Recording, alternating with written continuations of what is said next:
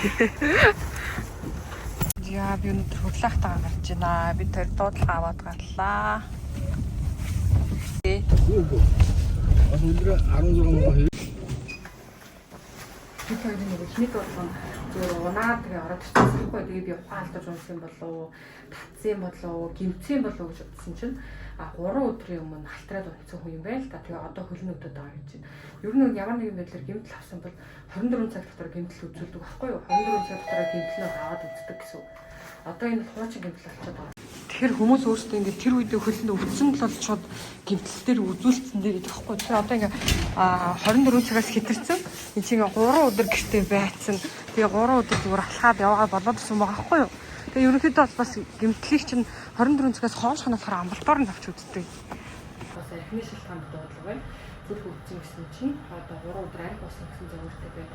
За хүмүүс хөвчлэн ингээд арх хуурчаад дараа нэг хордлонд авах маягаар тэгээд биеийн тавга болох түргэнд өгдөг байхгүй юу? Тэгээд нөгөө хүмүүс тэр чиг би баян хэлсэн. Одоо дахиж арх уухгүй шүү. Тэгэл нөгөө хүмүүс одоо дахиж уухгүй тэгэл бодлоо 7-ны дараа дахиад арх уусан, дахиад түргэнд өгсөн байдаг. Тэгээд нөгөө нэг шууд одоо тариа хэлгээл зүгээр болчихно гэсэн бодолтой байдаг. Эсвэл одоо нөгөө нэг хордлого авч нөгөө шараа тайлна дахиад нэмээд уучдаг. Тэгээд тэр нөгөө дахиад нөгөө бүрэл хордлогонд оруулаад өгдөг. Тэрийг юусаа ойлгодгүй. Тэгэл нөгөө зарим хүмүүс бол байнга очиж хордлогоо тайлуулсаар амуудаас сурч байдаг. Айгуу гоё нар гараад. Манай ах намайг ирж авч ийн. Йоо.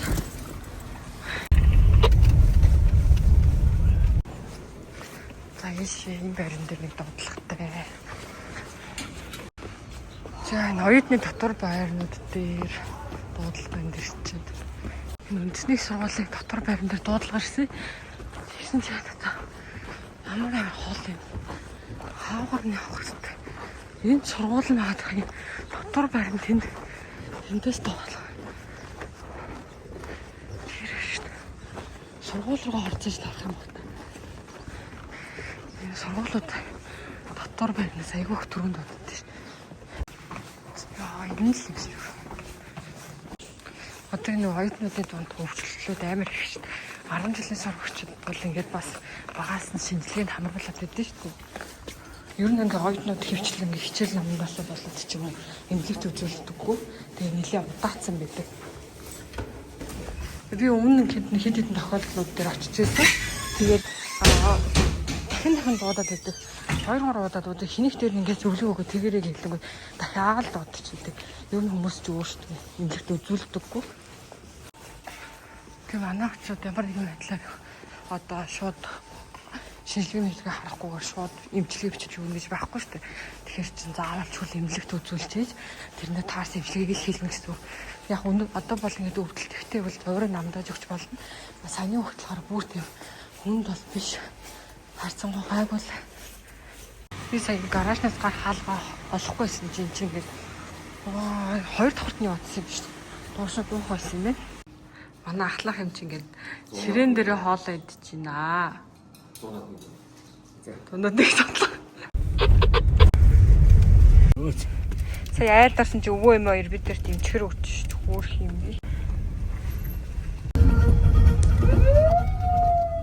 Хүнд зодон сууны дуудлага авцсан. Тусалтаад байгаа гэсэн дуудлага байна. Би саяны айлд ороод ингээд хаалгын нүдэд онгойлохгүй амар гар өрдлөө шүү дээ. Ингээд зөндөө нүдэд тэгээ дотор нь хүн байгаа таахгүй. Тэгээ уцран залхаар уцаа ахгүй. Хүнд зодуулсан гэсэн дуудлага өгсөхгүй. Тэгээ ерөөс хаалга тайлахгүй. Тэгэхээр н одоо 2-3 удаа залгалаа нэдлийн нүдлийн онгойлохгүй. 86 28 яваад өгдөө 86 28 уушаа яваад өг. Тэгээд 64-ийн зам руу орцсон. Тэгээд энэгээр ингээ машин амар ихтэй. Нэгдүгээр игнийгээр машинаар тавьсан болохоор хоёр машин явууч зүрхөргүй.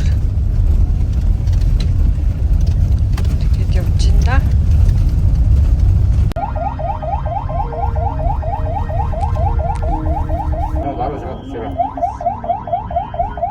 Ишээ доошо тусалсан хүний дуудлага аваад тэр лүг явж байна. Хүмүүс ингээд хоёр тийш шахаад айгу хөөргөн зам тавьж өгдөө ш.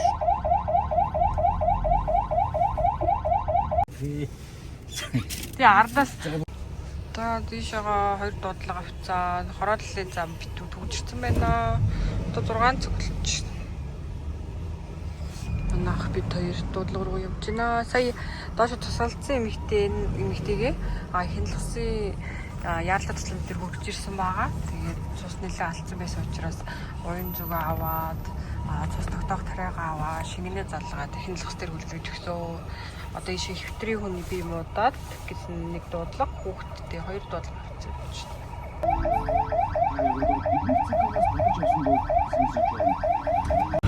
Ийшээгаа ямар гоё сэлэг юм байна. Наашаага ирж байгаа 8 байгаад байгаа юм шүү тий. Дөрөв зам дээр аюу тайлбарсан. Харин тийм 4 зам дээр л гацаад байгаа шүү. Ийшээгаа яана. Явган хүмүүс урдуур орчих гээд айлгаад байна.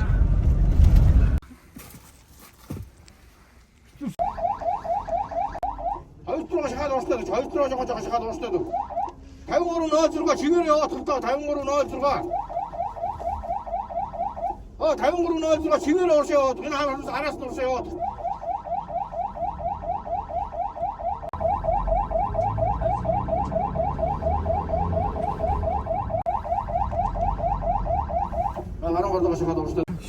Харин зам амар төгжрэлтэй байлаа бид хоёр сая хэвтрээ.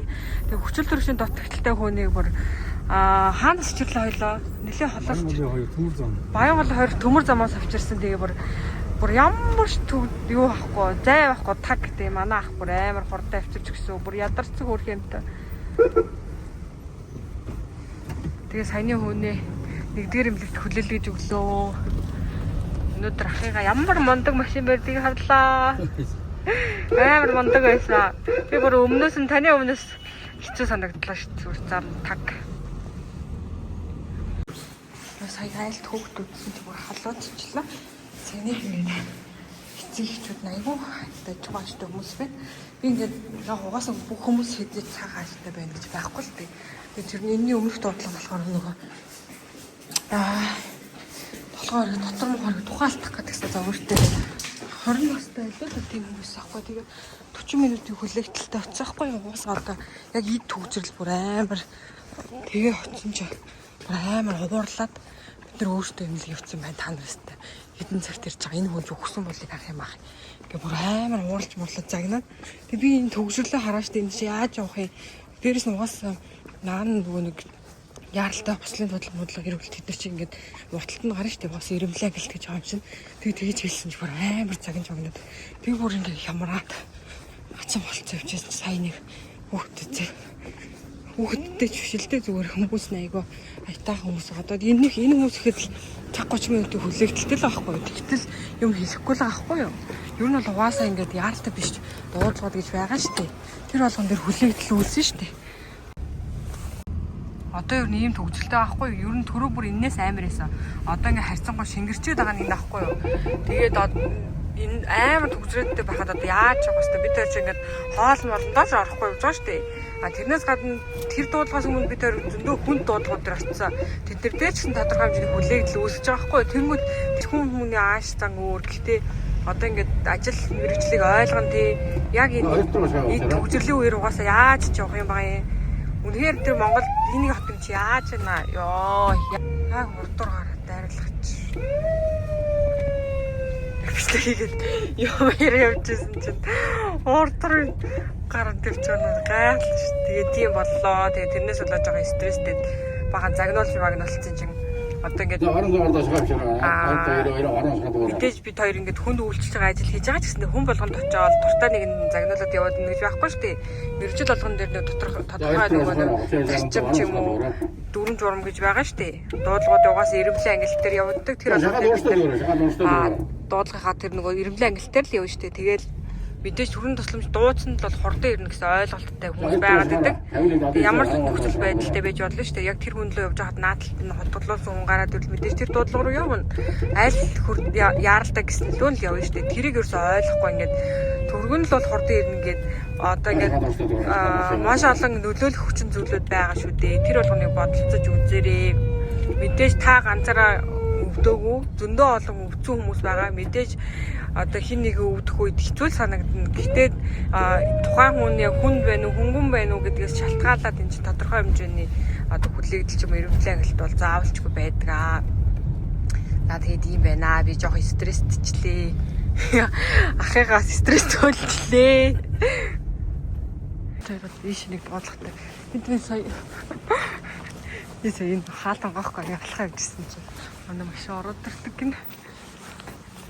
Бид хоёр түрүүнээс хойш зөндөө олон дуудлагатай байгаад ерөөс бичлэг хийж чадсангүй. Нэг дуудлага нь болохоор нэг нурууны маш хүчтэй өвдөлттэй, мэдрэлийн гаралтай өвдөлттэй. Тэгээд 3-4 өдөр гэрээс ерөөсө гарч чадаагүй гээд хөдөлж чадахгүй нэгэ. Тэгээд 5 давхарт амьдэрдэг хүн байхгүй юу. Тэгээд гэртнээс 2 хүн болохоор өргөөд дийлэхгүй. Тэгээд би өөрөө гадаа гараад гаднаас 2 хүн гуйж оруулаад тэгээд дөрүүлээ тэр хүнийг давхар өргөж гараад тэгжээж нэг юм бараг 5 хүн өргөж байгаа байхгүй. Тэгжээж нөгөө хүнийг нэг юм цуулгаа тэгээд дарааг нэмлэг хүргэж өглөө. Өнөөдөр аюу хүн дуудлагатай өдөр юм аа. Тэгээд нэг дуудлагыг зарцуулах хугацаа их болохоор ийм бичсэн чинь 12 өнгөрсөн шүү дээ. Бараг нэг дуудлагатай нэг цаг зөөгөө наашин цаашаа дэмжлээ игээд аюу их нэлээд цаг орлоо. За бид тэр оройны дуудлагууд дээр явж байна. Хаастамтай бочуулсан нэг хүнийг үзсэн. Тэр нь байнгын манайхыг дуудаж дууддаг хүн байгаа. Дараа нэг хашлын улмаас бочуурсан хүн дээр очлоо. Одоо нэг хүүхдийн дуудлага авч явж байна. За одоо энэ гадаа сохтун унтаж байна гэсэн дуудлага руу явж байна.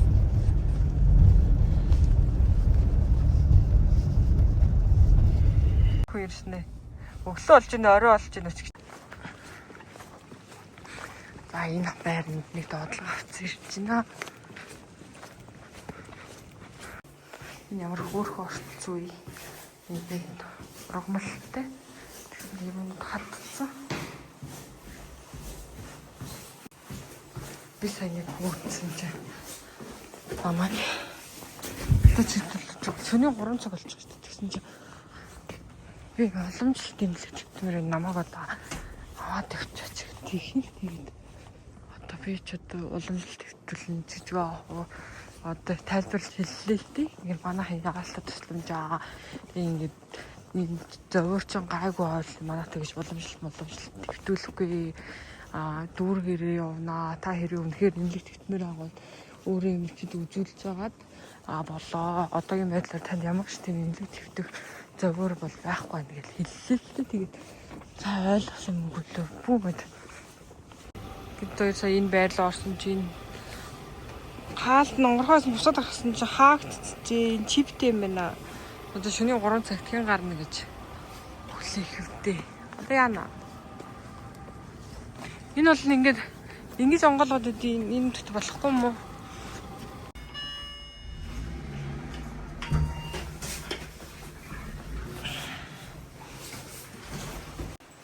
Заасан нэг даралт нь 200 өрсөн хүн дуудлага үтчихэд тэгээд явж байна.